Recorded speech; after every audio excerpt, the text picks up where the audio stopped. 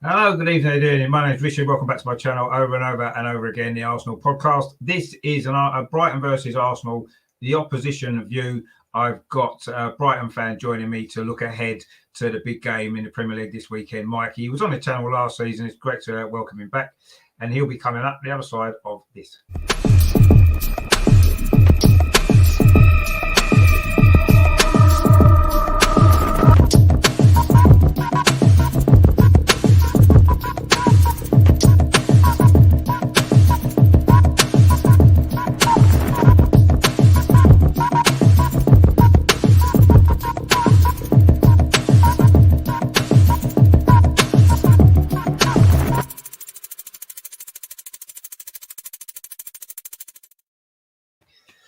Hello, welcome. Welcome to the show. It is the opposition view, and we've got Mike. How are you doing? Are you okay, Mike? I'm all right. How are you, Rich? Yeah, not too bad at all. Not too bad. Recovered from our poor start to the season and can finally look ahead with a little bit more optimism for the rest of it, maybe. But we'll get into all that a bit later on. How are you doing? Obviously, you was on the channel last year as well, wasn't you?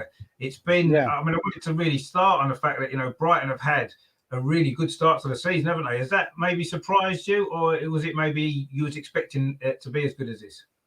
No, I think a little bit, because I think a lot of us were expecting us to sign a striker because of the problems we had last season, and as we didn't, it's like, oh, not sure what's going on, and it's like we started converting the chances, and it's just been different to last season. Whereas last season we played really well. This season, a lot of the games we haven't played that well, but managed to get points, which is kind of completely the opposite of what happened last year. So yeah, a bit of a surprise. Yeah, definitely. Yeah, I mean, I've watched quite a lot of Brighton over the last couple of years. I've just enjoyed the way you play football, and obviously this season it seems as though you're right what you said. Last year you couldn't maybe score enough goals, and you played great football, should have won, and couldn't get the goals. Whereas this season the goals are going in. Your conversion rate seems to be a lot higher per chance, doesn't it? What do you think's changed in that area then for you this year? Yeah, I mean, it's difficult to put your finger on it. I think some of it might have been the off-field stuff that's going on with Neil Maupay, because he's like been scoring the goals. So, I think, and Basuma's been incredible this year. We missed him on Monday night. It was a clear miss, but he's just been absolutely phenomenal, since start of the season. So I think. That Shane Duffy's come back in and he's been like a different player. So just things have seemed to click this year, a bit better, than last year. So I think that's probably what's changed. I mean, as that maybe, are you kind of reassessing your kind of ambitions for the season now, or just you think that maybe things will settle down and you'll still be maybe in that bottom end of the table this year, or do you think maybe you can push on a bit higher? At the moment, you're in a European place, aren't you? Yeah, I think a lot of us are, although we're enjoying it at the moment and there's a lot of banter going on, I think most of us are realistic on how the season's going to progress, and we've got a few difficult games coming up, like Liverpool, Man City, like Arsenal this weekend. So sort of these next sort of 3 or 4 week games are probably going to level out and sort of illustrate how we're going to do this season, I think. But I don't expect us to be struggling down the bottom, but we're not going to be pushing for Europe either. So I'm hoping for like a sort of mid-table, comfortable end of the season. Really, that's kind of my expectations. Anything better than that is like a bonus, obviously. So. Yeah, no. I mean, to be honest with you, I mean, I think your highest ever finish is at 14th in the Premier League. So yeah. I guess anything above that would be considered a good season for you guys, wouldn't it? Overall, I suppose. Even though you could have gone top on Monday, couldn't you? If you'd won that game, that'd have been amazing, wouldn't it? I know, it would have been amazing. It would. I mean, I think everyone would have screenshot the table then, and lived off that for years. But I mean, it felt like a win on Monday anyway, because it was so late in the game and we didn't play well. Probably didn't deserve anything out of the game, if I'm honest. But, to get a draw that late against your rivals is like, it's pretty sweet. I mean, you had a pretty sweet afternoon last week as well. So, yeah, we did. I mean, the derby game's always nice when you get a result, aren't they? I suppose when you don't, they're a little bit more disappointing. But I mean, I did watch obviously your game on Monday. Obviously, I've got a bit of an interest in Crystal Palace now with Patrick Vieira as their manager as well, and obviously Brighton we were playing. So, I mean, yeah, I kind of agree. You maybe were a little bit fortunate to get the result in the end, but that's football, isn't it? You got the goal and. I saw the celebration from it. Was you at the game? Was you? Because it looked like mad celebrations at the end. Yeah, I was. I nearly ended up on the pitch. It was quite bizarre. It was, like I say, it was. I mean, a lot of them are going on about how we're celebrating a draw, but it was because it was so late. If we'd scored like earlier on, it wouldn't have been that emotional. But the fact it was late, it was crazy. It was. I mean, they're always quite intense affairs anyway. The football's never normally that great, but there was just an overspill of emotion at the end, and it just got the better of everyone. So, but understandably. Yeah, no. I mean, I'll say I've seen a few videos, and to me, that kind of sums up what going to football is all about. Being a fan, when you get a last-minute equaliser away at your local rivals, and if you can't enjoy those moments, then you might as well not bother ever watching football again, because that's what it's about, isn't it? And I enjoy watching those scenes, even though I was a little bit disappointed for Patrick Vieira, of course, because I do want him to do well. He's done okay so far, but I mean, obviously, in terms of you guys, I know you said about Basuma. Now, he's a player that was really supposed to be on our radar, probably a lot of clubs' radars actually through the summer, and I don't know how serious we really were. In the end, we bought the Conga, similar kind of position, I suppose. But he's been amazing this season. He was brilliant last season. Is he going to be fit for Saturday? I'm rather hoping he might not be, because it would help our cause if he isn't. Obviously, now we've got Xhaka out as well. Yeah, I don't know. I think he's probably going to be assessed late. I mean, for us, it's kind of it's a big thing for us. Him playing on Saturday could make the difference between us getting a result or not. But that said, I think tactically on Monday you saw we missed him, but I think Potter's got a great eye of sort of tinkering the team about and trying to compensate for. I mean, don't get me wrong, big miss, but it's touch and go whether he will play, but hopefully he will. But if it means that he's going to be fitter for the rest of the season, he doesn't play on Saturday, then I'd rather that anyway. So that's kind of my thoughts on it. Yeah, no, I mean, you're probably right. At the end of the day, no one game is more important than the career of the player. I don't know how serious the injury is, but obviously the midfield is going to be is our kind of weak area now, I believe. With Granit Xhaka injured until at least January, we're a little bit short there as well. So I think if Basuma is fit to play, then that gives you a big advantage. I mean, it would anyway, but particularly I think at the moment with we are a bit short on numbers there. We don't have a lot of cover in that position, and it's the last kind of area we wanted injuries from. Really, but you kind of these things happen in football, don't they? But I mean, I wanted to sort of talk about Graham Potter actually, because he's been getting a lot of praise, I believe rightly so. I mean, I've said it on this channel, I've said it elsewhere. I believe Graham Potter will be the first English manager to win the Premier League. I'm not saying he's going to do that with Brighton, I wouldn't imagine, but I do think he will. I think that when you look at it, the way football's heading at the moment, Pep said he's going to be probably leaving Man City at the end of his contract. They'll be after a manager. Liverpool, Klopp's been there a long time. How much longer is he going to be there for? Ollie's not doing great at Man United, is he? So, no. I think some of the bigger clubs are going to be in the lookout for a manager quite soon.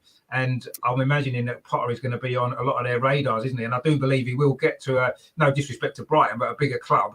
And I believe that he will become the first English manager to win the Premier League. I think he's good enough, a coach and a manager, to do that. I mean, you must be worried about losing him and what would happen to you guys when that day does come, because I'm sure it will, unfortunately. Yeah, I mean, I am and I'm not, because there's a philosophy now at the club to kind of play football that way.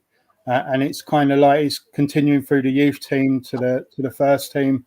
But obviously, I mean, he's a fantastic coach, and the job that comes to him's got to be the right job to take him. And I don't mean that in an arrogant way, because he's invested so much in our club that it has to be the right job, the right project. Obviously, if it's a Man City, Liverpool, maybe yourselves, or like Man United, it might be the pull might be too much to keep him at our club. But I think he would have to sort of be hearing the right things from the owners. But yeah, I think from the interviews he said he is quite invested in us and seems to be here for the long haul at the moment. But as you know, things in football can change quite quickly. But tactically, he's amazing, and his games are. You watch one of his games, it just changes tactically all the way through the game. So he's like that. He's kind of fluid thinking in that way. And I said early in the season, it won't be long before probably someone comes in and he'll be tempted. But like I say, hopefully for us, it'll be a few years down the line rather than at sort of next year or so. Yeah, I mean it's a shame because that's obviously from your point of view, because I say he's done an incredible job, really. I mean, I think I heard somewhere that Tottenham apparently approached him obviously before they appointed Nuno, and it, as you said, maybe that wasn't the right project for him, and he apparently wasn't interested, which is makes sense to a degree. But like you said, if one of the bigger clubs comes in at some point, it's going to be difficult to turn that down, isn't it? I know he's only young; he's got a lot of years ahead of him. But I mean, I believe he's probably the brightest young coach that we've got. I think he's either going to end up at one of the top clubs and win the Premier League, or he'll end up as England manager. He may even do both in his career, quite possibly. I really do think so. I mean, I've been following his career actually because we played against Ostenstadt in the Europa League when he was manager there a couple of years ago, and it really impressed me the way. I mean, they come and beat us at the Emirates actually in the second leg, and it just the way he approached those two games impressed me. And I've been following his career quite a lot, and he did pretty well at Swansea, and now he's doing really, really well at Brighton. So he was my choice at the end of last season when Arteta was not really doing that well. I would have loved him to have come to Arsenal actually, and I still would at some stage, but I can't see that happening now. I think we've invested too much money in the current manager to part ways at the moment, and I think we're going to lose out on Potter because I believe he'll end up. I can see a Man City actually. I think when Pep goes, I can see him going in there because the way he plays football and stuff like that, I think that would be good for them. Very possibly. I could see that being a good fit for him at some stage when that is. I think it's supposed to be the end of next season, isn't it? I think Pep said he might be thinking of going, so we'll see what happens there. But we'll see. But yeah, I mean, it's good that we finally got a good young English coach that looks as though he can go to the very top, because it's never happened in the Premier League, has it? It's all these years. It's surprising. There's been no English manager has won the Premier League ever. No, I think the last English manager to win the title was Hal Wilkinson, wasn't it, at Leeds? Yeah, but right. He is such a good manager. I mean, the football's been amazing. Such a turnaround from when Chris Hughton was our manager. It's been so good to watch it. When we've watched it, and this season getting there and seeing it, which is like you say, what it's been all about. And it's you could see that on Monday night that fans being there. I mean, fair play to Palace. Their atmosphere was really good, and us at the end. It's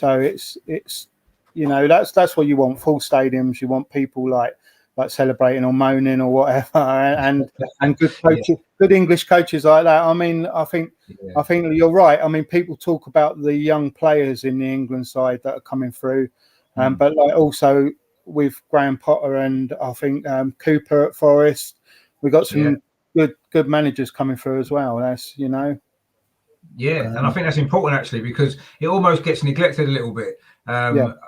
Because all the top clubs have foreign managers. They have done for a number of years now, haven't they? And it's people almost forget that we've got English coaches as well that are doing well at smaller clubs and sometimes lower down the leagues as well, and they maybe sometimes deserve an opportunity at a Premier League club. And obviously Graham Potter's took his chance and he's took it really well. And I'm sure it's going to lead to sort of bigger and better things. I mean, talking about the fans actually, I mean, last season I think it took you guys until about January to win at home, didn't it? You just couldn't get a home win, and now this season, I mean, I know you did lose at home to Everton, but you're picking up wins and stuff like that. I mean, do you think that's the crowd has made the difference there, or do you think that it's just that maybe the players have just got better? Yeah, I think there's a little bit of both, to be honest. I think the Everton game sort of, we talk about Graham Potter being a great coach. Tactically, he got Everton really wrong.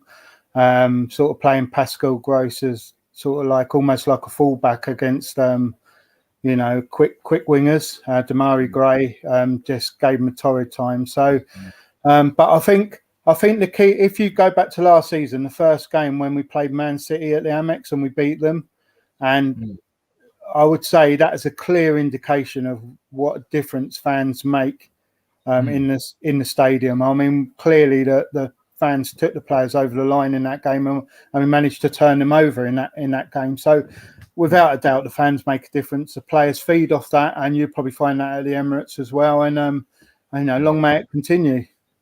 Yeah, exactly. I mean, our home record last season was the poorest it's been that I can ever remember, and I don't think it was a coincidence that it was to do with the fans. I mean, a lot of Liverpool had a poor home record, didn't they? They lost like 7 at home in a row. That never happens, does it, at Anfield? No, not at all. No.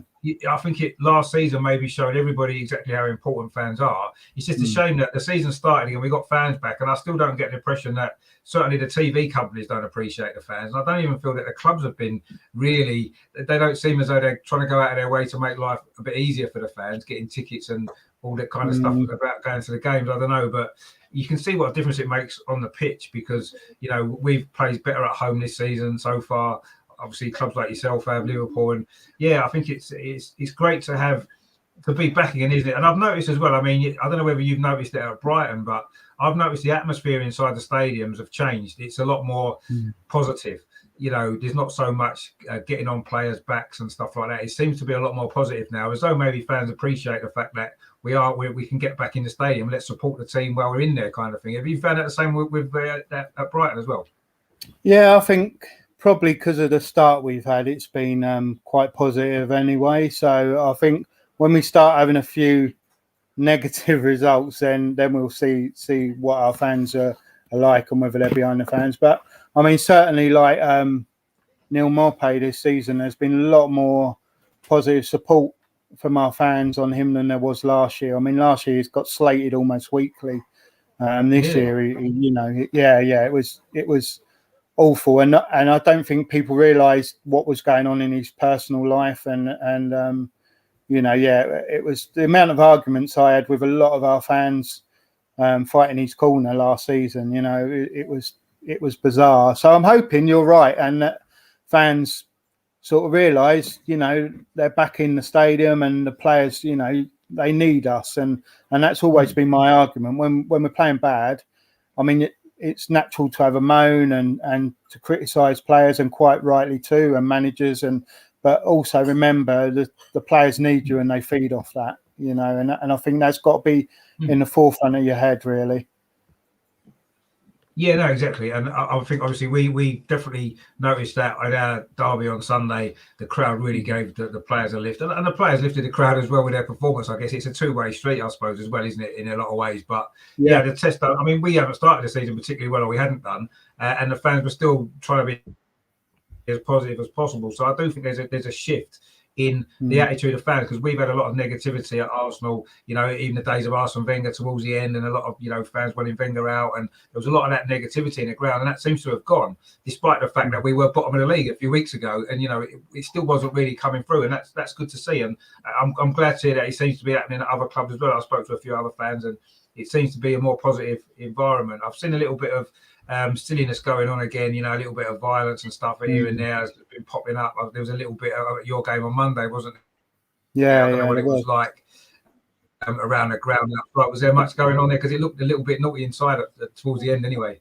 I think like outside the ground there was sort of a couple of isolated incidents, but I mean those sort of games the police are quite like on it straight away. So I mean, we walked around the corner and there were like some guy chucked bottles at us, and he got like nicked straight away. And then there was so some Palace fan got lamped, and the Brighton fan got nicked straight away. And then there was like down the line there was some Palace fans pinned up against the wall. So nothing major happened, but there was kind of like a little bit of an atmosphere there that I hadn't seen for a while in that sort of, after the game. In that normally we're kept apart, and that's it. So yeah, there was a little bit, but I think I mean, we didn't see what happened to the players till like we all got home, and then obviously we saw like the players had gone through and sort of ran a bit of a gauntlet, you know. But we're giving it back as well. So yeah, it didn't look great, and I'm sure the FA will look at that and sort of advise Palace about how they treat you know, away clubs going in and out of the pitch. But yeah, you know, I think there wasn't any.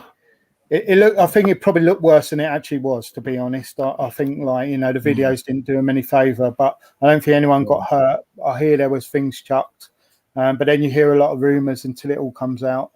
I guess we won't know.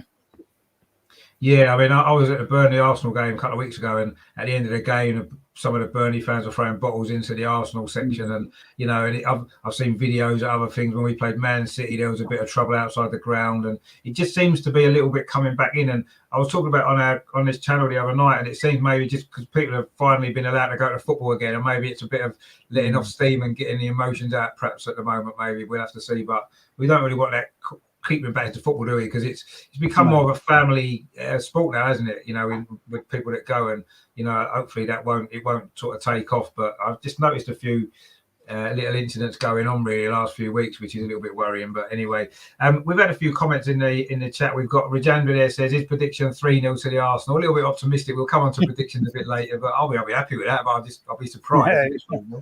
Very surprised. And Nigel says that a Danny Welbeck derby. Yeah, I suppose it is, and the Ben White derby maybe as well, which we'll come on to. I wanted to talk about Ben White. Rajandra says the Brighton women are doing well. They are. They're going pretty well. They're playing Arsenal actually in the FA Cup. Yeah, they are in Cup, yeah. Coming up, that'd be good as well. And Nigel says Eddie Howe was a similar trajectory to Graham not so long ago. Yeah, he was actually, yeah. Having said that, I agree that he's probably the best English manager around. He certainly is at the moment, I think, head and shoulders ahead of everybody else, certainly English managers. And Regina says the best fans I remember was when Arsenal were beating Portsmouth 5-0 and the Pompey fans were still singing for their team. Yeah, I think that was the game actually where they gave Thierry Henry a standing ovation when he came off at the end of the game.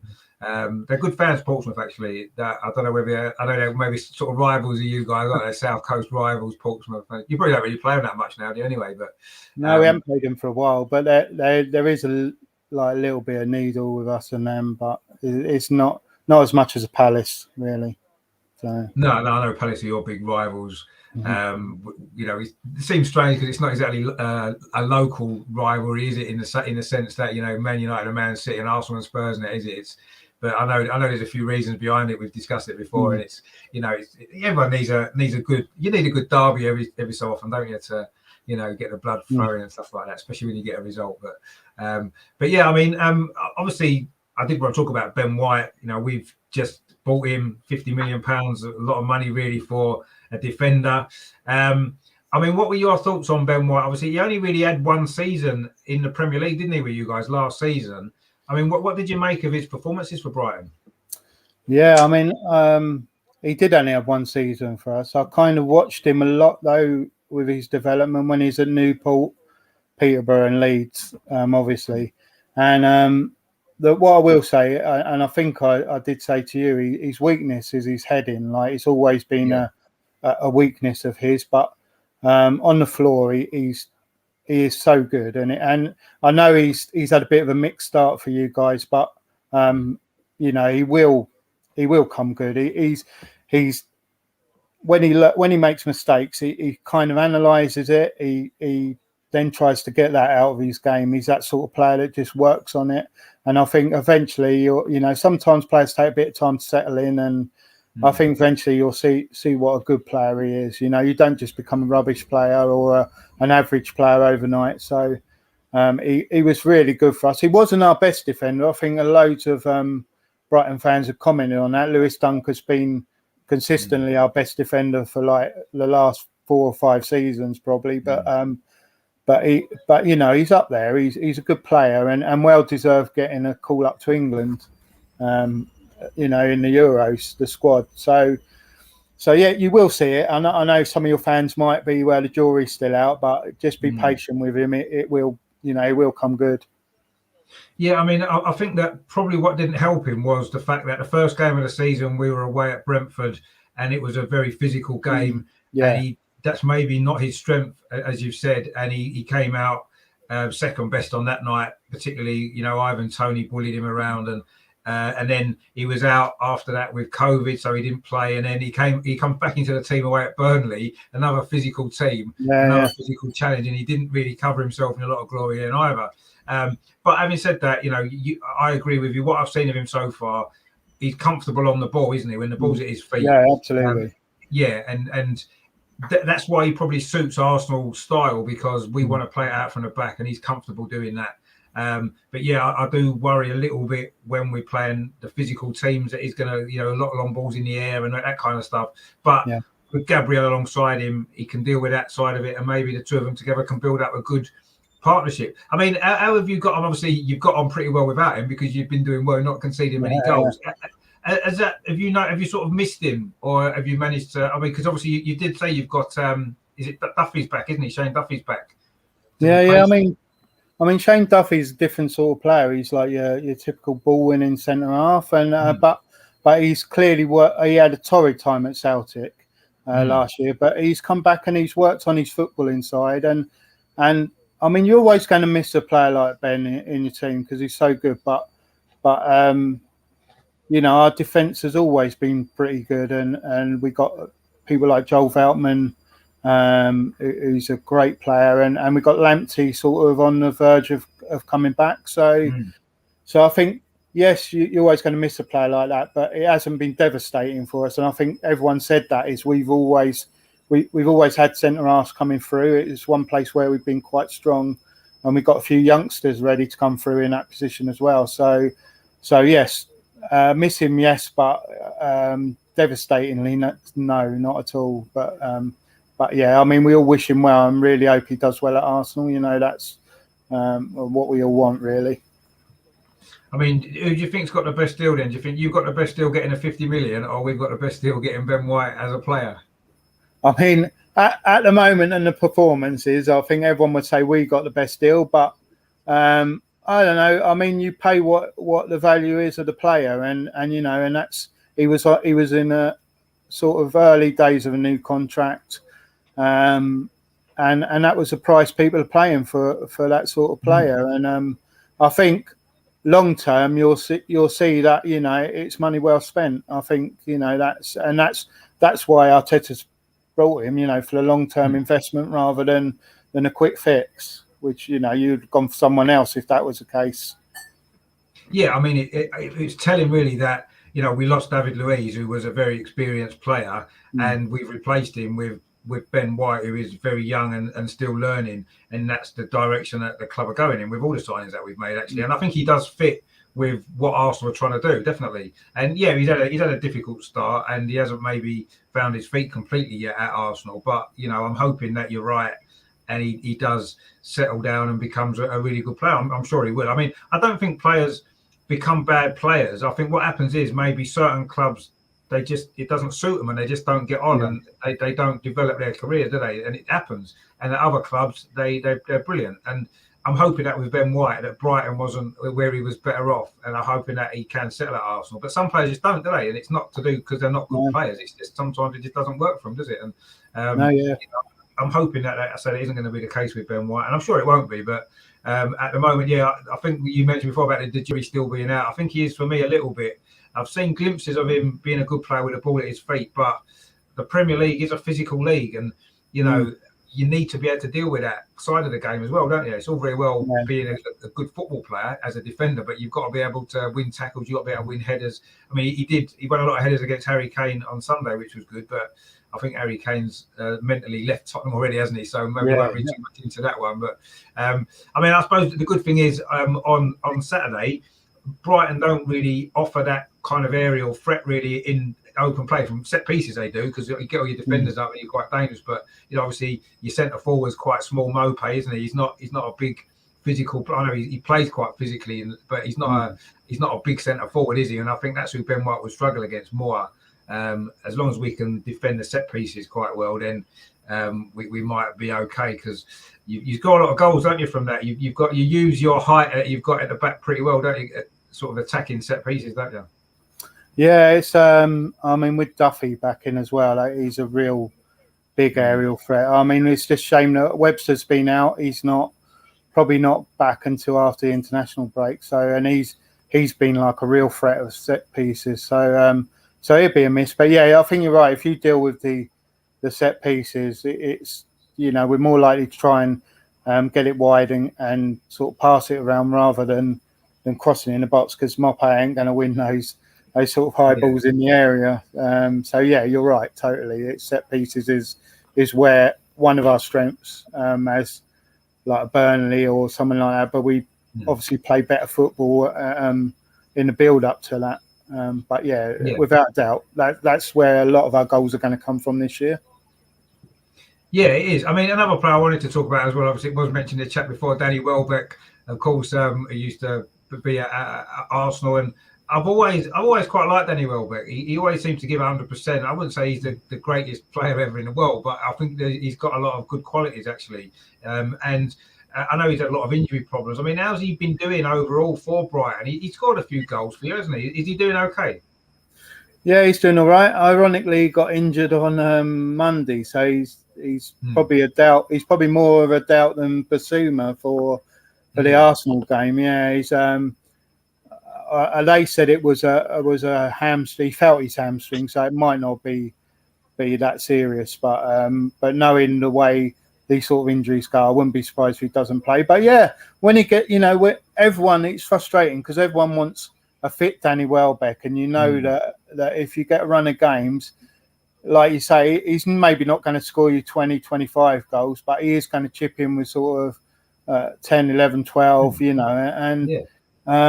and yeah, so when he does play, it's good. But he got injured again Monday, so you're thinking maybe he'll be out again for another sort of 2 or 3 games, and it's just a shame because he is a talent, like you say, not the best player in the world, but obviously on the flip side of that, he probably wouldn't be playing for us if he was a fit Danny Welbeck. To be brutally honest, he'd probably playing for a top 6 side. So it's but yeah, when he's played, he does all right, yeah, and he chips in with the goals. But like I say, we've got the same problem as everyone else who's had him, really. Probably not as severe as when he played for you, but with us, it's sort of in and out the team. So yeah, it was a shame actually when he was at Arsenal because he was, every time he started to play well, get a couple of goals, he would then get he had 2 long-term injuries, one after the other. Actually, he'd only just come back from one and got another one, and he just had no luck really. And some players, maybe that just blights their career, doesn't it? Because he was the same at Man United, wasn't he? He had a lot of injuries there, and it seems like he's still getting little injuries now, which is a shame. Because like you said, I agree. I think if he has a run of games, when he had a run of games at Arsenal, you could see how good he could be and what he can bring. But unfortunately, I don't think he played more than about 5 games in a row before getting some sort of injury, which held him back again. But he's a likeable character, though, isn't he, Danny Welbeck? I think it's difficult not to like him. He's a nice guy, isn't he? And he seems to have a good rapport with the fans and stuff. I mean, the Arsenal fans used to love him as well. So, I hope he obviously can get himself fit again and have a strong sort of finish to his career, really. And it'd be good for that. I'd like to see it. Players that have done okay for Arsenal, I like to see them do well, when they move on as well. Like that's probably like you feel about Ben White. You want him to do well, and absolutely, Danny Welbeck as well. So I just sort of wonder how he's getting on, because I say he doesn't seem to play as much as you'd like him to play, I guess. But that's just his career, isn't it? No, absolutely. Unfortunately, I mean, I think you're right. I think last year against Leeds, I mean, he scored like an amazing goal where he just turned the defender and the ball, and that's what Danny Welbeck can do, and that's what you're wanting. And then, like you say, it's similar to us, 4 or 5 games, and then he gets and they're never serious injuries with us, but they're enough to get him out for 2 or 3 weeks. So he can't build momentum then, can he, in the team and stuff like that? And he always had that problem. But I say he did have some serious injuries at Arsenal, unfortunately, and in the end, he had to move on. But I mean, I'm glad he seems to be a bit more settled now. He seemed to leave Arsenal and drift a bit, didn't he? He was at Watford, didn't really do much there, and it seems like he's found somewhere that he can sort of settle and hopefully sort of push on the rest of his career now. But I'd be disappointed if he can't play actually at the weekend. It'd be nice for him to sort of play against Arsenal again. But I want to come on to sort of the team sort of news. I know Basuma is going to be the big one. I mean, how are you expecting sort of Potter to line a team up against us? Do you think you might change things in terms of system or anything to play against us, or do you think you'll just play to your strengths? Do you know, I never second guess Graham Potter's team. Whenever I do, it's just totally wrong.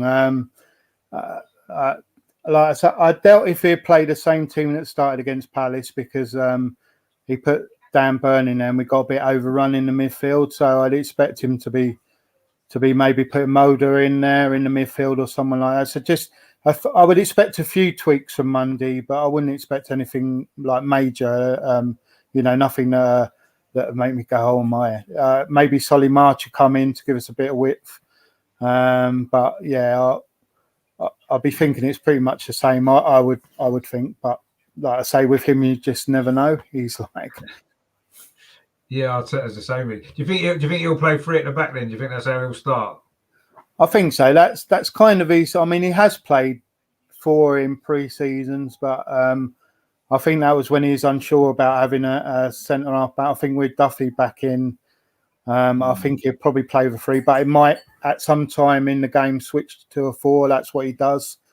But I would expect him to start with a 3, yeah, and have a couple of wing backs playing in, maybe Solly March, maybe playing Pascal Gross as like a wide player. But yeah, I think sort of 3 at the back will be what he plays. Yeah.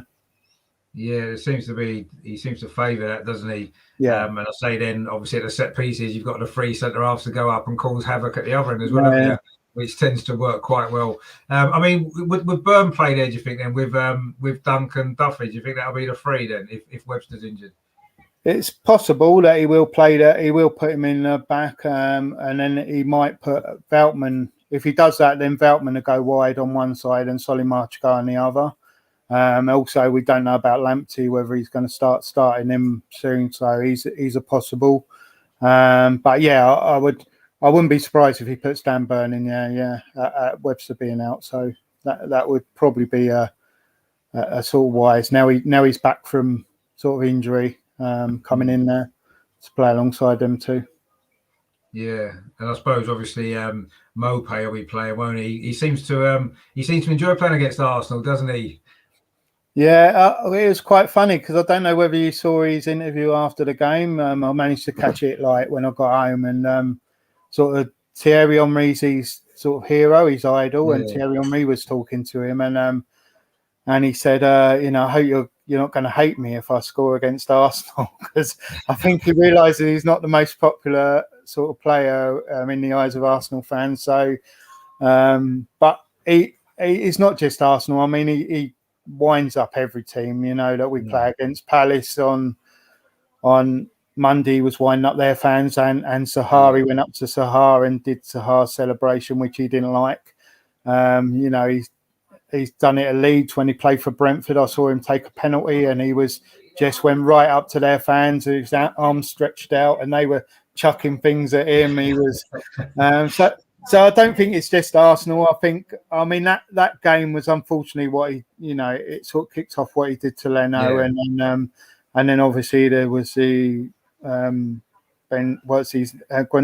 or whatever his name was, after the game. I think that's just unfortunate that kind of has probably carried on a bit in the eyes of the supporters. But yeah, he's always going to be that character who's I think he's like those sort of players, like not in skill wise, but attitude wise, like your Grealishes or your those sort of players where when they're playing for you, they're amazing and you love them. And when Robbie Savage, when they're not playing for you, you there's a few words you can think that are not so great.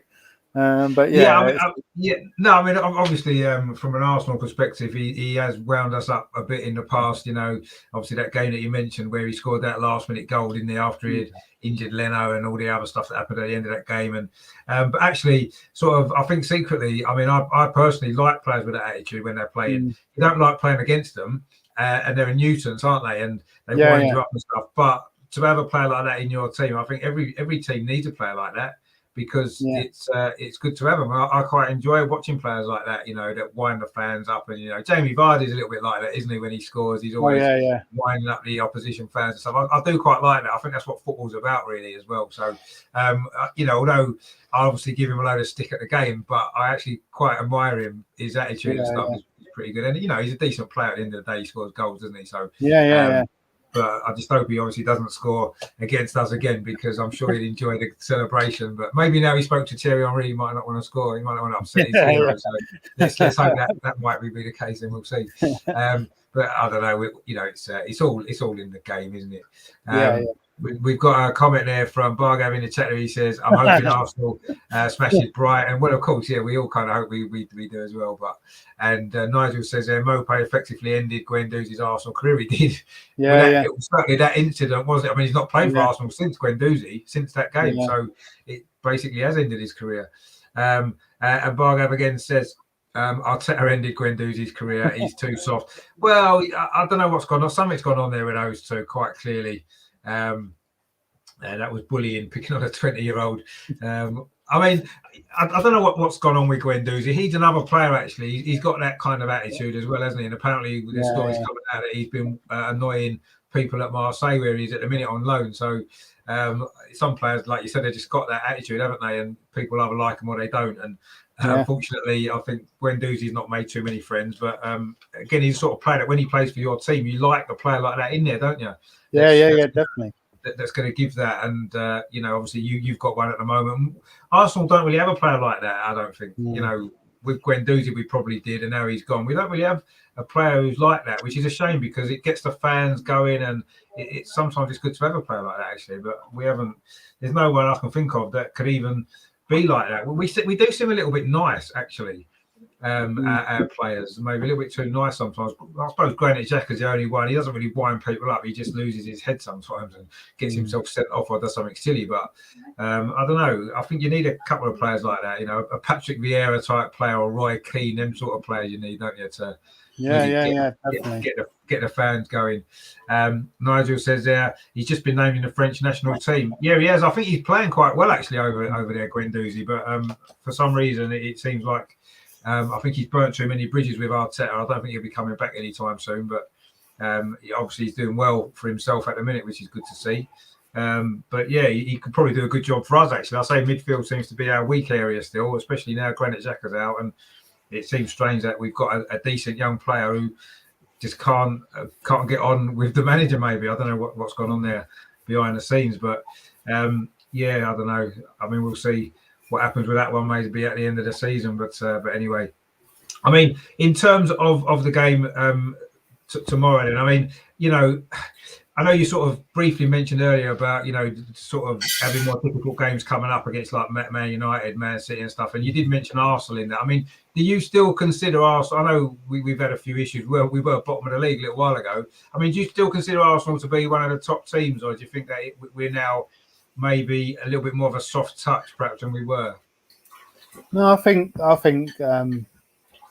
there's loads of banter goes on with football fans, I think, but Arsenal are undoubtedly a big club, and I think that's why it's still such a big thing when you beat a team like that, So I still view Arsenal as a big club, and I still think it's going to be like a tough game for us on Saturday. I don't see us, just turning up and getting the points at all. It's you just come into a bit of form. You just had a good result against your rivals, who admittedly are pretty poor at the moment, but even so, you can only beat what's in front of you, and I expect it to be a tough game, and like I say, I think it'd be a big result for us if we do beat you. I still think that, and there's always going to be fans that banter you, and particularly because of Arsenal TV and things like that.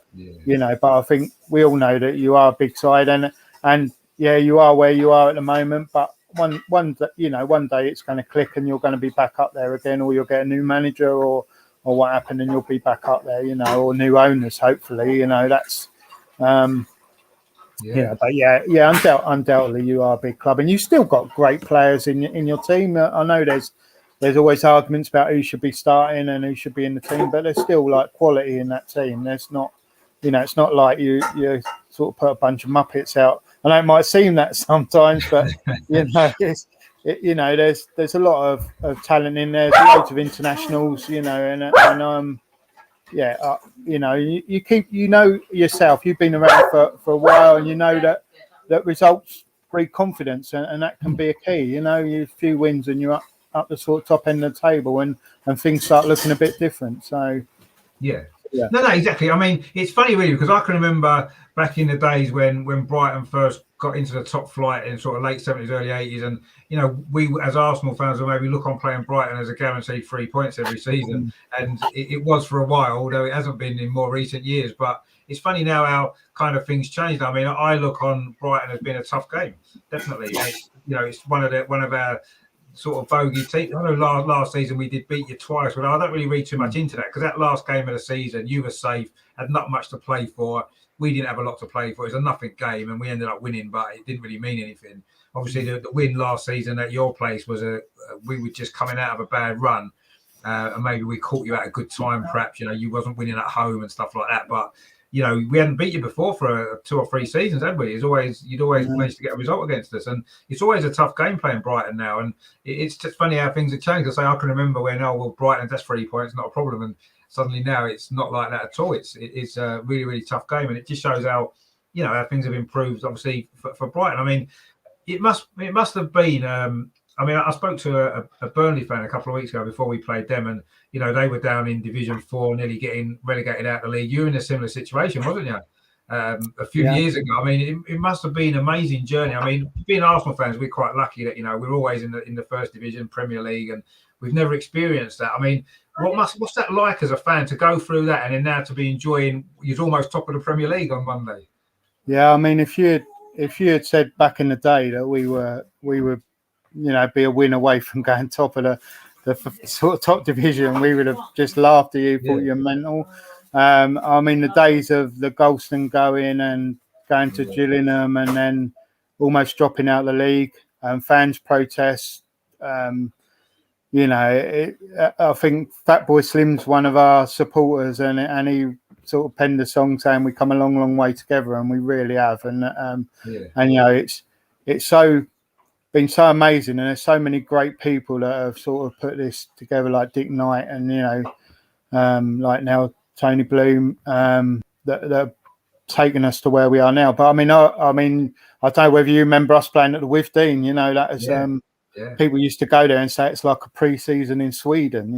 Going to like that ground, and it's just so where we are now, and it's great, and we're going to enjoy it, and long may it continue. But yeah, we're a different team now. I think when we first come up as well, it's like we're learning, and the players, maybe the quality of players joining us were a little bit different. Now we're getting quite a good scouting network. We've got a good youth team, and they're coming through as well. So I think that's things are looking good for us, and with the coach and the philosophy, it's good times at the moment. Yeah, I mean, I suppose in a way, I mean, I kind of look on it a little bit, and to have experienced all of that, like you said, almost going out of the league, and not having a ground, and playing at Gillingham, playing at the Withdean, all that kind of stuff, and to have come out the other side a lot stronger, and to be where you are. I mean, what a journey that is as a fan of your club, going through all those things. I mean, you've experienced everything pretty much, haven't you? And sometimes people say, it's easy to be a fan of the big clubs and stuff like that, and it is, I suppose. But equally, you do miss out on that drama, which at the time is probably not a great thing to go through. But it's probably, I don't know, it's what football's about, isn't it? Football isn't just about being top of the league all the time and winning things, is it? It's about the struggles as well. And I think you need to have experienced that, to appreciate the good times. And I think maybe that's why Brighton fans and Brighton as a club have got a different perspective, haven't they, to a club like Arsenal or Manchester United? And it must be more enjoyable sometimes, I think. There must be a lot less pressure, I suppose, is what it comes down to, isn't it, as a club? I think so. I think pretty much with the older fans, I mean, we're obviously getting a new generation of fans who weren't around, and I'm not criticising that, because new Yeah, fans are lifeblood of a club, you know, and I yeah, embrace us getting new fans. But so for those fans, it's a little bit different. But for us who have been around and seen it and seen what's happened, it is amazing, and it does make you appreciate where you are now a lot more.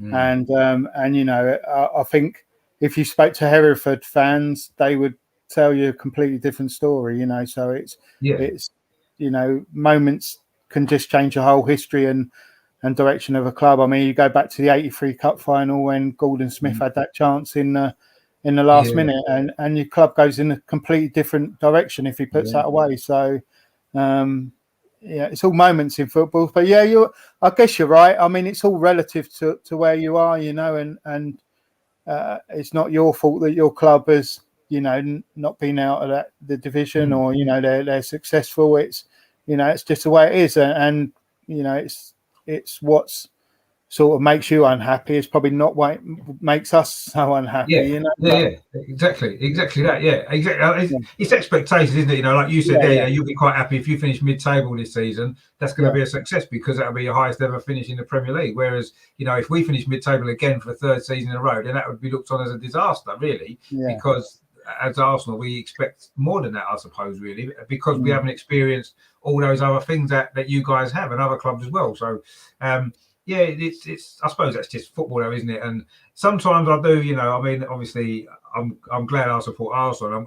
The things I've experienced over the years have been great, but equally, there's a lot of things I've never been able to experience, which are not great things. But I think sometimes you need to experience things like that, don't you? To maybe keep your perspective a little bit clearer. Maybe sometimes, you know, it's easy to Yeah, get the up when you lose 5-0 to Man City, but ultimately, if that's the worst things ever get, you can't really complain that much, can you? In the overall scheme of things, and that's pretty much as bad as it gets for us, really. Unfortunately, yeah. that's the way it is, isn't it? Which I suppose is good for Arsenal, but you know, you just maybe lose that perspective a little bit. Bargo says it's an interesting situation. Brighton are winning, and Arsenal with a massive game being 3-3. Yeah, I mean it's true actually. The way I say the way things have turned around, and see Arsenal are terrible with pressure. Yeah, no, we are. We can be, and you know it's definitely going to be a tough game tomorrow. Nigel says there the Premier League today is probably stronger than it's ever been. Norwich is the only easy game. Well, you say that, but I mean, we struggled to beat Norwich a few weeks ago, so I wouldn't say it was an easy game. I mean, they gave us a hard game, and I thought they played well that day. But Bargab says there is Ben White going to get a cheer. Do you think the fans will give him a good reception on I Saturday? would be, yeah. I think so without a doubt. I mean, you'll probably get a song about Tony Bloom and 50 million, but I think he will get a good reception. I'll be gobsmacked if he don't. I think there's a few that are chalk and cheese. So like Ashley Barnes comes back and like loads of us clap him, and like, but there are a few that give him like loads of stick. But I think Ben White will get a great reception. I'll be gobsmacked if he doesn't. To be fair. Yeah, no, I would imagine he would. Didn't he win Player of the Year for you last season? Yeah, there's a bit of controversy about that. We think the Leeds fans jumped on the jumped on our website and done that. We, without a doubt, most people voted for Basuma last year, Yeah, and he was hands down player of the season last season, or Dunk. But yeah, so it's a bit hijacked by Leeds fans, but he did have a good season to be fair, and you know, and yeah, so I'll be, well, I would give him a good reception anyway. I'll give him a clap. So. yeah, no, I'm not expecting him to get a bad reception. I mean, he didn't leave in bad circumstances, did he? I mean, No. I think Brighton fans probably accept why he left, and you know, Mm. you got a good deal at the end of the day. You got 50 million pounds for a player that's only had one season in the Premier League, so I Yeah. guess that's a good. You know, we can't get 20 million for Granit Xhaka, who's played at the World Cup. So I don't know what's going on there, but anyway. Bargav says it must be so hard to be in relegation. Yeah, no, it must be. I don't know what that would feel like. As Nigel says, there no living Arsenal fans experienced relegation. No, they haven't. 1913 was the only time we've been relegated, so very, very long time ago. But yeah, I can't imagine what that must feel like. But I suppose it would probably feel worse for Arsenal because of who we are and what club we are. You know, I'm not saying that you guys enjoy getting relegated, but you probably more expect it, don't you? Eventually, you I would say, or maybe in the past, not so much now. I think when Chris Hughton's last season, we come quite close, and we got turned over by Cardiff and beaten 5-0 by Bournemouth, and it was I think it was because of Cardiff having a bad run at the end of the season that we stayed up than us sort of surviving. I think other than that, like last year, we were, although it was sort of 3 or 4 games to go, we were quite comfortable at the end. But yeah, it's not nice. I mean, you try and sort of wing it by saying, "Oh yeah, you play more games in the Championship; it's a lot more exciting." And to be fair, we'd probably be at the top end of that table. But you know, you want to be in the Premier League. You want to be playing like Liverpool, Man United, Arsenal, Tottenham. You know, you want all those games coming up. So yeah, it's not nice being that end of the table. And but I think with Norwich, they got a totally kind of different philosophy. They're like they're almost like they rebuild every season. So if they get relegated, they rebuild and then come straight back. And that's kind of their philosophy. I think their aim is probably to be an established Premier League team, but they sort of, the reality is they realise it's going to take a long time. Whereas we kind of see ourselves probably now as going towards being I don't think when you're in our situation you're ever an established team, but we're sort of heading in that direction. And like you say, we're a lot harder to beat nowadays than we were at the beginning. Oh no, definitely, yeah. And I mean, you know, there's been a lot of clubs, hasn't there, over the years that have come up from the Championship, maybe sort of smaller clubs, and they've maybe lasted for 10 years or so. You know, clubs like Wigan and Bolton, and I don't know, Bolton maybe more of a historic club, I suppose. But you know, it's been like Bournemouth as well, obviously, another South Coast club. They survived in the Premier League for quite a long time, didn't they? And at what point would you feel that you are an established? Because obviously you've been in the Premier League now, what, 4 or 5 years? Is this a 5th season? Is it? Yeah. I think. Oh, I don't know. Yeah, it's a difficult question. I think probably when we're sort of comfortably staying up with maybe sort of 8 or 9 games to go, like, and that's on a pretty consistent level, then you kind of see yourself like in that sort of bracket. But it's difficult because I don't think we're ever going to be financially competing with even the likes of like Villa or Everton, you know. So financially we're always going to be struggling, which is why we're relying a lot on the youth system, a bit like Southampton in that respect. So I guess, yeah, that sort of Southampton, where they've been in for quite a long time, they would sort of see themselves as an established Premier League side. And I think when we get to that stage, maybe, but it's difficult to say that you are at this stage. You know, I think we're getting there and we're heading in the right direction. But as you say, if Graham Potter goes, we lose Basuma, you know, maybe Mope, you know, you start having to replace them with players that are going to do a similar job. And as you've seen with Southampton over years, that can kind of catch up with you and it becomes more of a struggle staying in the division. So it is a difficult thing, but we got the right owner with the right philosophy, and that's hopefully we can stay in for quite a few years, you know. Yeah, no, I mean it's funny because I mean Bournemouth were probably in the league for about 6 or 7 years, and it come to an end for them. I mean Burnley have been in the Premier League now for quite a few years, haven't they? Probably similar time to you guys. And you know, I don't know at what point other fans consider them to be an established club. I mean, I look on Brighton as being a fairly established Premier League club now. 5 seasons is, you know, 5 seasons in a row avoiding relegation. When you know it's difficult surviving that first season, isn't it? And then I think if you get through that, then you can maybe push on and grow. And that's probably what Brighton have done, actually. And other clubs have done it before, but it doesn't last for long for some of them. I say Bournemouth looked like they've done that. And then they had one bad season, as Nigel says there. You know, you can recall the likes of Stoke and Sunderland being established in the league, one bad season, and it all came crashing. I mean, look at Leeds. I mean, Leeds were a real established Premier League club, and look what happened to them. So if a club like it can happen to Leeds, it can happen to anybody, really. But yeah, I suppose it's a strange one, really, isn't it? Because I suppose, you know, however, you could be in the Premier League 10 years, and I don't think a lot of people would still consider Brighton to be an established Premier League club, would they? Just because they're Brighton. Yeah.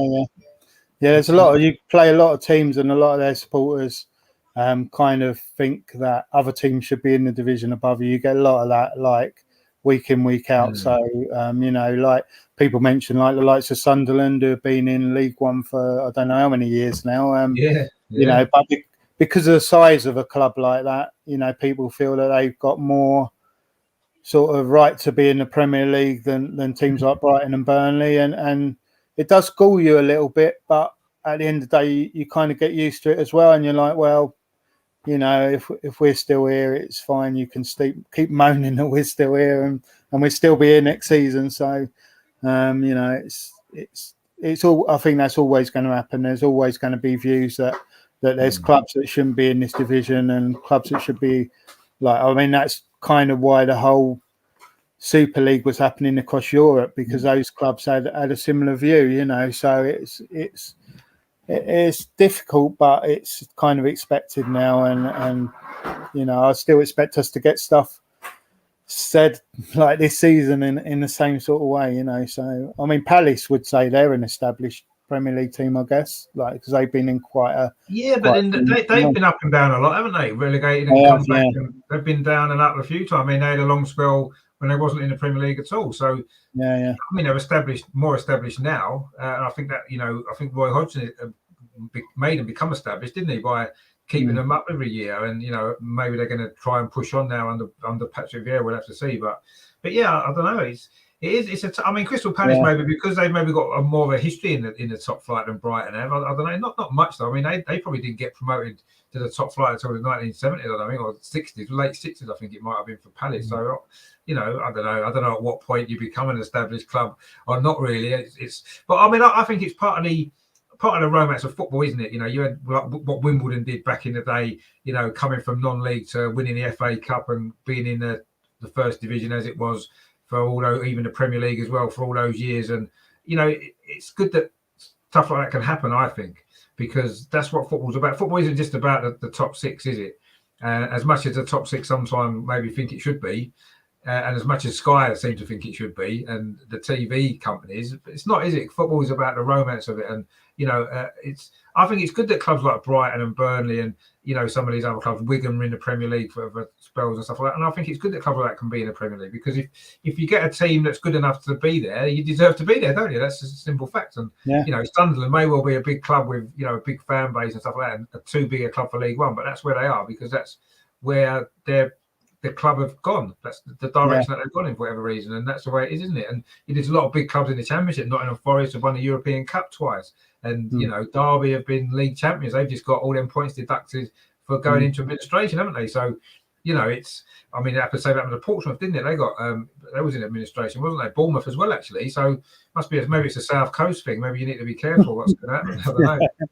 It's funny because the South Coast actually is, it's. I mean, apart from Portsmouth, and I mean, I know Bournemouth got relegated, but I mean, at one time, not that long ago, you had Bournemouth, Southampton, and Brighton all in the Premier League at the same time. I mean, that's unheard of, wasn't it? To get, and same Portsmouth couldn't have been there at the same time. That'd have been good, wouldn't it? All four of you.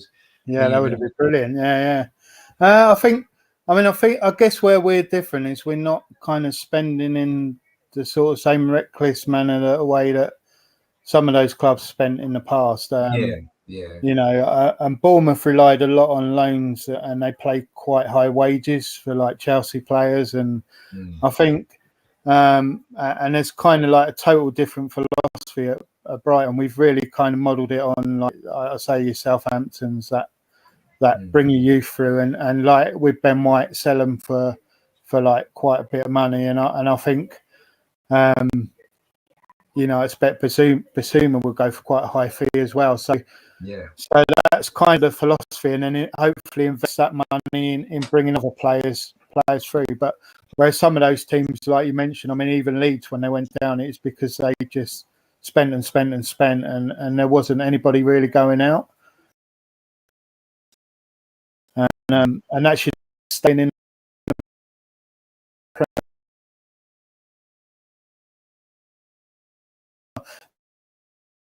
And that's why they relegate, because they didn't spend loads of money, but they come straight back up again. They kept Sean Dyche, he stuck with him, and now they're reaping the rewards for that. I know they financially they don't spend as much, but they they're enjoying life where they are at the moment, and I think that's great. And again, long may it continue.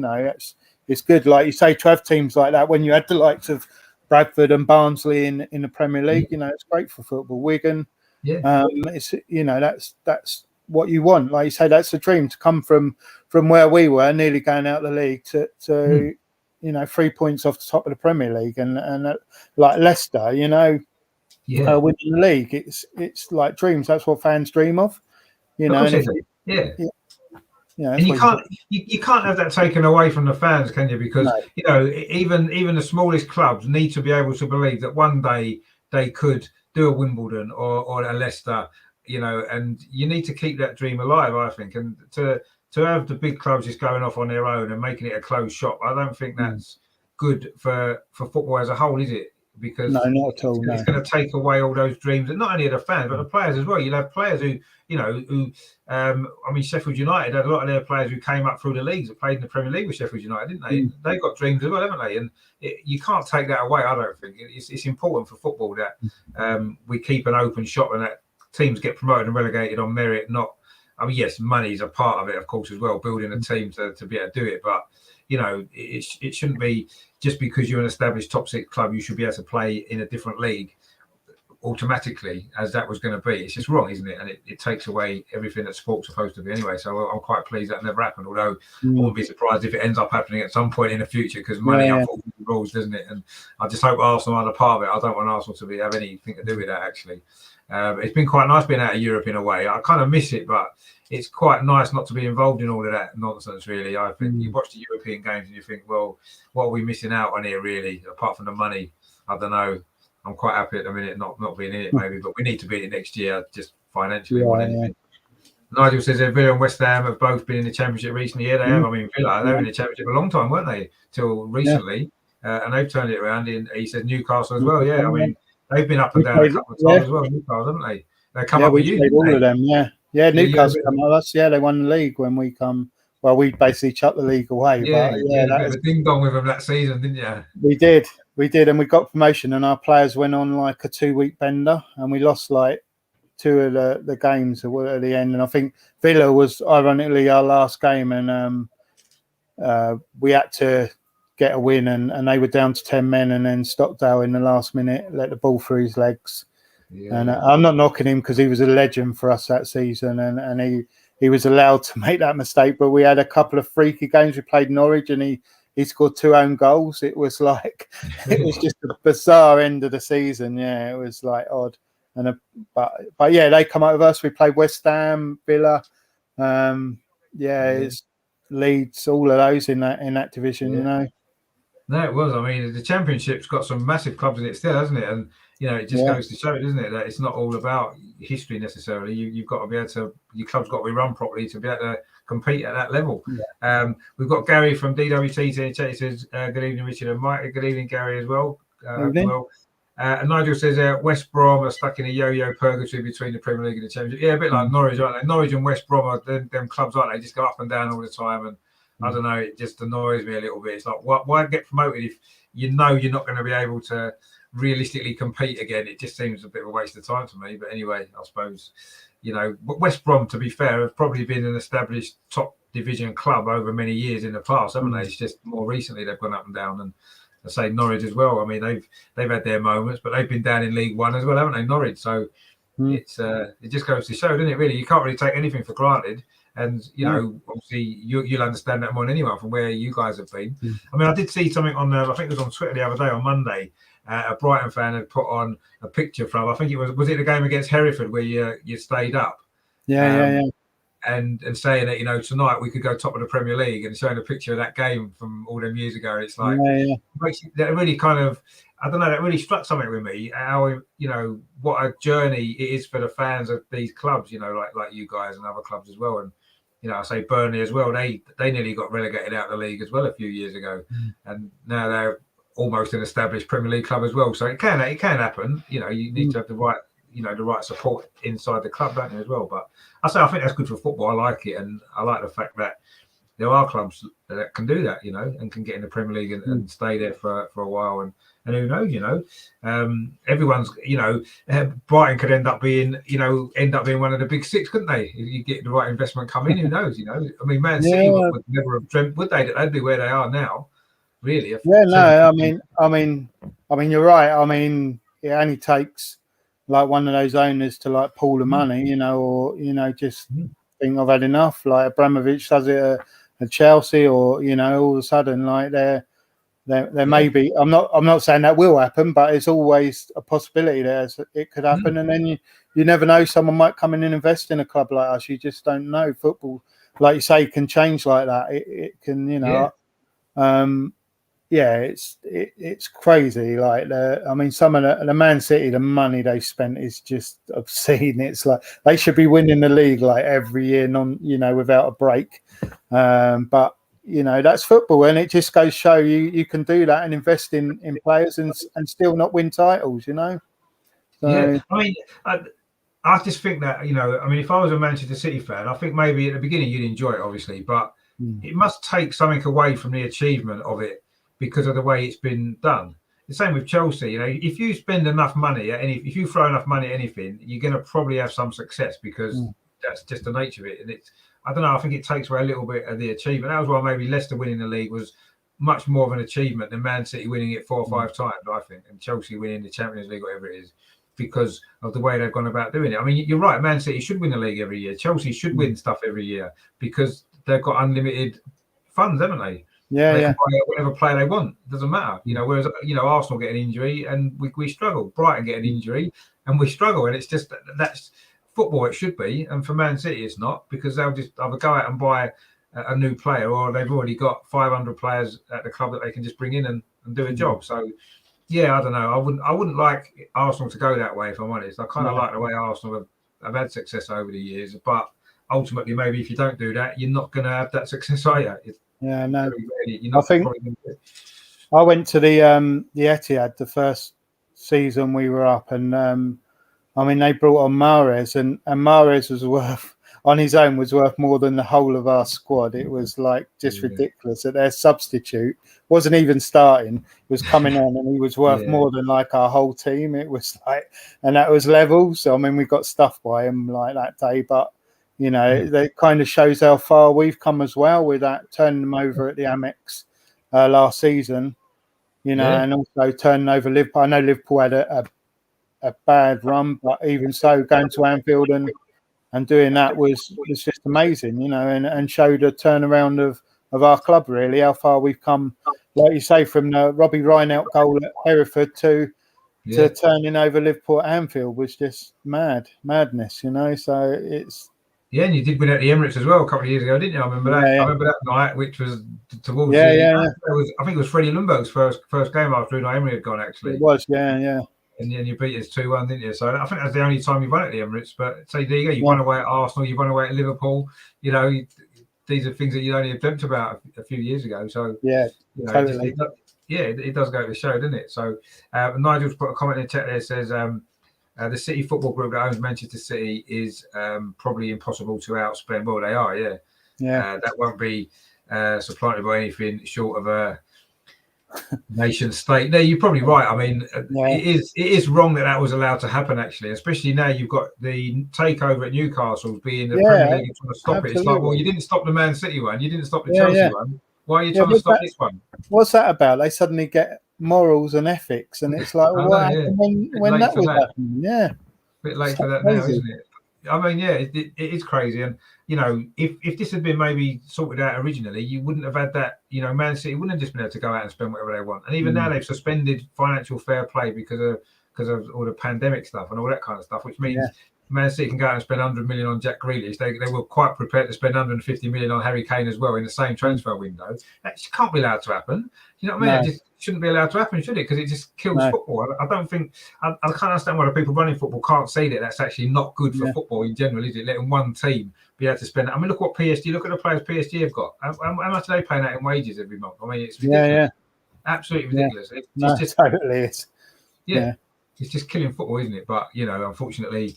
Money, as we said, talks, and it's not going to change now, is it? I don't think. And they can block future takeovers if they want. But while you've got Manchester City, what's the point of blocking anybody else? It's too late now, isn't it? Too late. They should have blocked them 20 years ago before they started. But anyway, right, before we finish, we need to get a score prediction for Saturday. I think this is a very difficult game to call, actually, because Brighton have started well, playing well. We've just turned around our form after a really poor start. We've now got most of our players back fit, apart from Xhaka, unfortunately.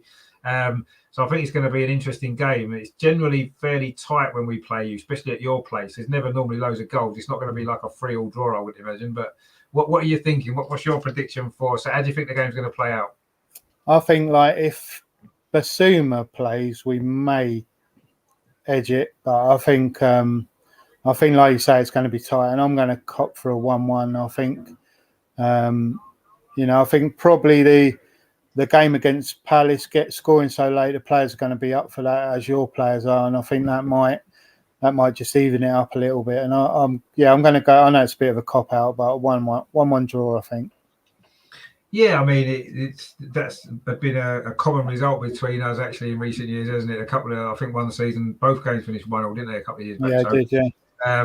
Yeah, I wouldn't be surprised. I mean, Nigel's put in the chat there 1-0 to Arsenal. Again, that wouldn't be a surprise. 1-0 either way wouldn't necessarily be a surprise, would it? I don't think. No. But I think I'll go 1-0 to Arsenal. Maybe Ben White scoring the goal as well, just to that'll go down well. Yeah. And, I don't know. I don't think he'd celebrate it though, would he? I think if he did score, no, I don't think he will. No. But I don't know. That would be. I suppose that would be the fairy tale, I guess, for him, wouldn't it? That we win 1-0 and he scores, maybe. Yeah. I think that would. Yeah. But I do think it's going to be a tight game. It could go either way, actually. I mean, I think it'll be a good game, and I think it'll be a tactical game because I think both coaches are very tactical coaches, aren't they? You know, we spoke about Graham Potter already. We know what great he is tactically, and I think Arteta, although he's had a lot of stick, and I'm still not 100% convinced about him, I do think he's a good coach.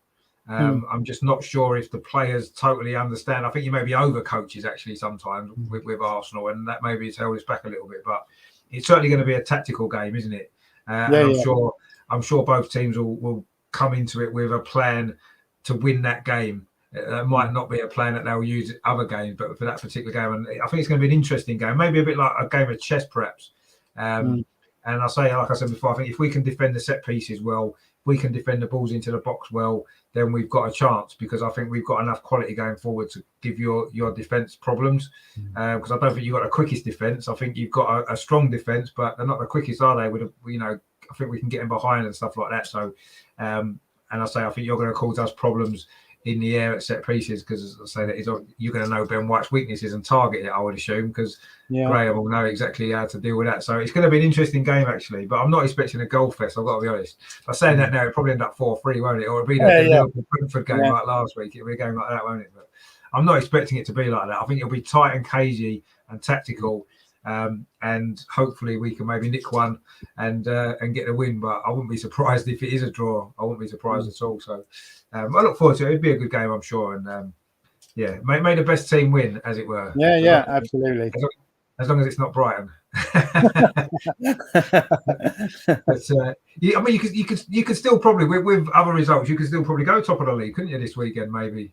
Yeah, if we won and results went our way, we could. I think it would take like Liverpool, Man City, and Chelsea, and someone else not actually sort of winning, then we could go top. But Liverpool, Man City are playing each other, don't they? So you're right. So if that's a draw, possible. Because I think we're maybe a point behind Liverpool and level with about another 3 teams. So we could go top, but I think that might have been our chance on Monday. But it'd be good. Talk about screenshotting the league table. I screenshotted the league table when we were bottom, actually, just because I don't think I've ever seen us bottom of the league before. I wanted to kind of remember it and hope it never happens again. But I mean, obviously for you guys to be top of the league would be amazing, wouldn't it? Be an amazing story, even if it was only for a few days. Nice to get, and it's a shame the game maybe don't kick off early on Saturday, because you would have gone top if you'd won. If you'd played first, but unfortunately it's not till R5, is it? So But anyway, you never know. But obviously, I hope Arsenal win. And if you do go top of the league, I hope it's not yet. But I suppose the downside to that, from your point of view, is if you are top of the league, Graham Potter is going to get even more notice, and he's going to get even more people sniffing around, isn't he? I suppose that's the other downside from your point of view, I guess. Yeah. I think, like you say, I think one of our journalists sort of tweeted straight after the Tottenham getting stuffed by you guys that like the Potter to Tottenham rumours are starting already, you know. So I think that, like you say, it's going to happen this season. You know, if we carry on doing well, he's obviously going to be touted with bigger jobs than that, probably. No disrespect to Tottenham, but you know, like you say, maybe the Man City or you know that Man United, those sort of jobs. I think people are beginning, like yourselves, are beginning to see his value and see what a good coach he is, you know, and that's you know, maybe our benefit will be having a few bad games and then coming strong towards the end. Well, yeah, possibly, but ultimately, I guess the you know, the longer that Brighton stay in the Premier League, as with Potter as manager, he's going to get noticed anyway, isn't he? That's the thing, and the football that you play as well. So, yeah, I suppose it's a double-edged sword, isn't it? You want to do as well as you can, but ultimately, it could lead to him getting tempted elsewhere. And like you said about Basuma, how much do you think Basuma's worth? Actually, what do you reckon you could get for him? I mean, you just got 50 million for Ben White. He's got to be worth more, hasn't he, Basuma? Surely. It's difficult because his contract is in a completely different situation to Ben White's. Ben White was right at the beginning of like a 4-year deal. Basuma's in like the last 18 months of his deal. So if he doesn't sign a new contract, we're not going to get 50 million for him. We're probably going to get more. So, and this really Brighton fans who are watching this will probably go, talking rubbish, but I think you're talking sort of 35 million rather than the 50 for a player who's in that sort of stage of his contract. I think if he signs an extension, which everyone hopes that he will, then he's going to go for more than, you know, or as much as Ben White. But you know, in that sort of, I would expect the summer transfer window really rather than January. I wouldn't want us to sell him in January, and I don't think we would. But I think probably the summer's more likely for him to go. And last year, then won't he? So I think someone said he's only two windows away from going next to nothing, you know. So I think that's so getting him on a new contract and sort of selling him for the sort of Ben White price is what we're all hoping for, you know. That'd be good. And I think if we're up that end of the table, I can't see why he wouldn't sign a contract with a sort of release clause in it. If he wants to go to a top 6 club, so that kind of, I think that would suit everyone. That would suit him, us, and any club that wants to come in and get him, you know. So let's hope that's what it is for our point of view. But inevitably he's going to go, as like you say, Potter will at some point. He'll be gone, and you know, that's what you kind of expect at a club at our sort of standing, that's going to happen, and it's just keeping that continuity and getting a manager like that sees the football in the same way as he does, you know, and you know, and bringing that same sort of style and sort of tactical nous to your club, and then you're right, you know, bringing the youth players through as well. That's key to us. You know, we've got some really good young players sort of coming through. You'll hear about in the next few years who will start breaking into probably championship teams and then be looking to push to get into our team, you know, and that's going to be our future sort of model, is doing that and bringing those through and selling them on. Yeah, well, I mean, obviously, if that's going to help you to become this established Premier League club, then it's going to be what you need to do, I guess. And it may well be that you do have to sell Basuma. I mean, I'd love Arsenal to buy him. I've got to be honest. I think he's a fantastic player, and I think he's the missing link in our team. Actually, I said that last season. He was the player that I think, alongside Thomas Partey, that would be a hell of a midfield with those two. And that would be, you know, one of the strongest midfields in the league, I think, with them two playing together. So there were rumours that we were going to get him in the summer, but it never happened. And he's still there at Brighton, isn't he? And like you said, he may well be there next year if he signs a new contract. Who knows? I think if we can get 35 million, I'll take him now. If we can, in January, if we can get 35 million, I'd have him, without a doubt.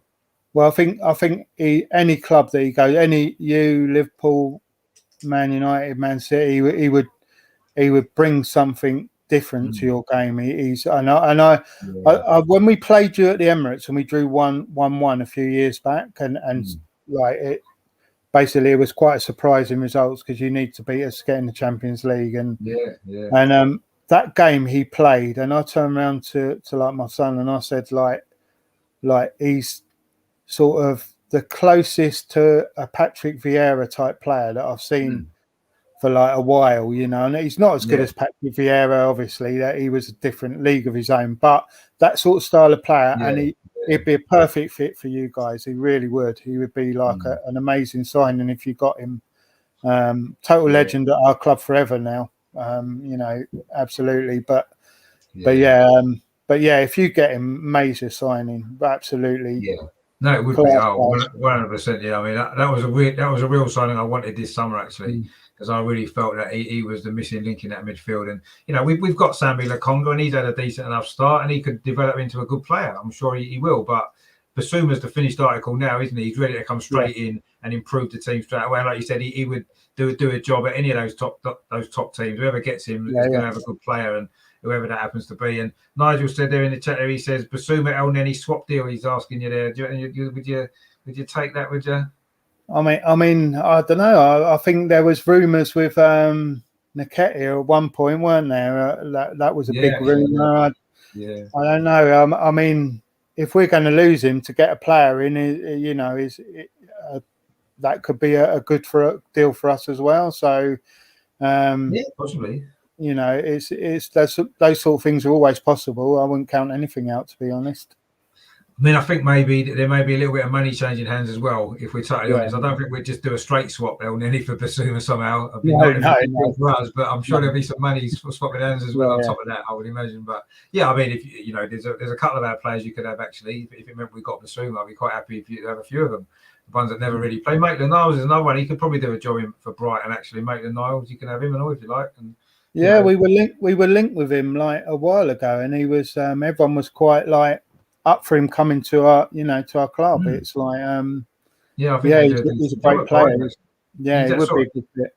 Yeah, I mean he did pretty well on loan at West Brom last year. I know they were struggling and got relegated, and I just feel in a team like Brighton, a more established Premier League team, I think he could go in and do a decent job actually. He'd play every week. And I think he'd probably do all right, but he's never going to play that many minutes at Arsenal, unfortunately. He's never going to develop. He's at an age now he needs to play. He needs to be somewhere he's going to play.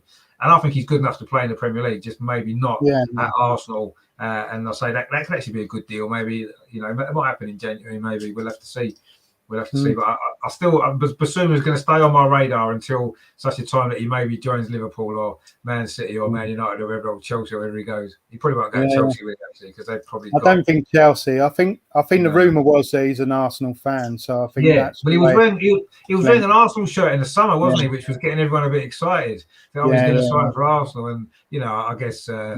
He just likes Arsenal like a lot of players do. But that is the dream though still for me. And I say until he goes somewhere else, I won't be happy that we haven't got him really. But once he's gone to Liverpool, we've got no chance then, have we? So, but at the moment it's still there. I think we can still get him maybe one day. I mean, Liverpool's a rumour, but then they've got quite a stacked midfield, you know. And I think had they not got Henderson on like a deal, then maybe it's possibly more of a likely transfer than now. So I don't see Liverpool don't seem to be spending the sort of money that on a player like Basuma at the moment. I think. I think, personally, I think that's unlikely. But I mean, again, he would be a good signing for them. He really would. But you know, I don't know. He needs to go to a club where he's going to be loved as well, where he's not just going to be so like a Man United. He's just going to be a good player in that sort of squad of teams, you know. And I think a player at your club, he would be a legend. You know, he would turn into absolute legend, and I think that would be good for him. If it would be kind of a move I would prefer him to go to be honest, rather than a team like Man City where he's not going to play every week. No. You know, and that'd be such a disappointment if he went to a club like that and just weren't getting in the side. So No, definitely, yeah. No, I mean, I'd love him at Arsenal. I've been saying that for about a year and a half, actually. I just think he's a great player, and not only is he a great player, but he's a sort of player that we need more than anything else. I mean, there's a lot of great players you look at and think, well, do we really need that sort of player? But Basuma is the sort of player that would improve us massively and would take us to another level. And if we want to start competing again, he's the sort of player that we need to be looking at buying, whether it's him or a player of similar stature, similar ability, who can come in and do that sort of job. We've bought a lot of good young players that could well be good players in 2 or 3 years' time. I'm sure that most of them will. But if we want to improve now and challenge and get back into the top 6, get back into Europe, we need a player. We need 2 or 3 players now. And that was my disappointment with the summer, actually, that we didn't buy a couple of more established players that could come straight in and improve the first team. And I don't think we've really done that. You know, maybe Ben White has a little bit. I mean,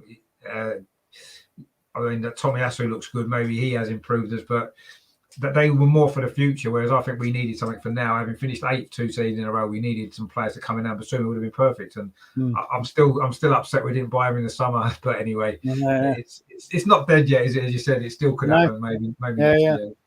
We'll wait and see. But no doubt he'll come to Arsenal and get injured in his first game. And that was like Thomas Partey, hopefully not. Never plays, and then he never plays again. And that was it. But anyway, let's hope not. Yeah. And Nigel says we went for Locatelli. I don't know if we actually went for him, did we? There was rumours about it, but we never got him either, did we? So there you go. I don't think our plan was to buy established players. It was always to buy these younger players to come in. I think that was what our plan was. So I don't think we were ever really interested in buying Basuma. I don't think. I think it was just rumours because everybody wanted him. But you know, now we've got these young players. Maybe the next 2 transfer windows we'll add a couple of more experienced players in, and maybe we will look elsewhere and look for players like that. We'll see what happens. We'll see, but for now we just we can worry about that after Saturday's game. Then, so I mean, you're predicting a draw, and I won't be surprised if you're right. I'm not going to say we'll sneak it 1-0 just because we might, but you might as well, as far as I can see. But anyway, it's been great chatting, great catching up with you. I'm glad that you're enjoying your football still at Brighton, and obviously things are going really well at the moment, and I'm sure that you'll have a good season. Actually, I say you do have what I believe the best young English manager that there is. And I say, you know, remember that I said it first, that he's going to be the first English manager to win the Premier League. I'm sticking by that. And I think he will. Hopefully of us. We'll see. But maybe with Arsenal, perhaps, that would be nice, wouldn't it? With Potter and Basuma in the team, that would be good. But that might take a while yet, but we'll see what happens. But Nigel says, great show again, chaps. No, thanks for watching, Nigel. But don't forget, tomorrow I've got the Arsenal women's show at 7:30. We'll be looking back on a good week for Arsenal women, actually, and a big week coming up with the Champions League. You can still watch Champions League football at Arsenal, but you have to watch the women because they're the only ones that were good enough to qualify. But maybe one day the men will be back there as well in the Champions League again in a few years' time, maybe. If we buy Basuma next summer, we might do it the season after that, maybe. But anyway, if we get him in January, we might do it this year. If we're still knocking around that area of the league, which we might be by Christmas, who knows? But yeah, so it's been a pleasure, Mike, chatting again. Enjoy the game on Saturday. Hopefully it'll be a good game to watch anyway. And are you going, are you? I am, yeah. I'm a season ticket holder. I sit right behind the goal, so you might see me ugly mug on telly, but yeah, so look out for that. That'd be cool. You might be celebrating too much like you were the other night. That's all I can say. Yeah, you might see my hands on my head like that. Well, yeah, maybe that'd be good. But no, enjoy the game, and hopefully enjoy the rest of the season. We'll probably speak again ahead of the game when you come down to the Emirates later in the season. We'll see what difference is in the table by then, you know, whether you're still flying high and we're still in the mid-tables, or whether we've swapped positions, maybe. It seems more likely, I guess, if we're honest, but I'll say I'm sure you'll be happy either way, really, as long as you're not down at the bottom, which I'm sure you won't be, not with your manager. So yeah, thanks for coming on, Mike. It's been a pleasure. Thanks to all you guys in the chat as well for contributing to the show. And so I've got the Arsenal Women's Show tomorrow at 7:30 with a panel in. We're going to be looking at the women's week. In the women's game, we're going to pick a player of the month as well for September. And then, of course, there's a big weekend on Saturday. The women are playing and the men are playing virtually at the same time, which is nice for them to all arrange it like that, which is good. So trying to keep a track of both games at the same time, which will be fun. So please subscribe to the channel if you haven't done so. and stay tuned for tomorrow for the women's show, and of course the matches on the weekend as well. So thanks to Mike. I say enjoy the game Saturday, enjoy the football, and I'll speak to you guys tomorrow. Come on, you Gunners! Come on, the Albion.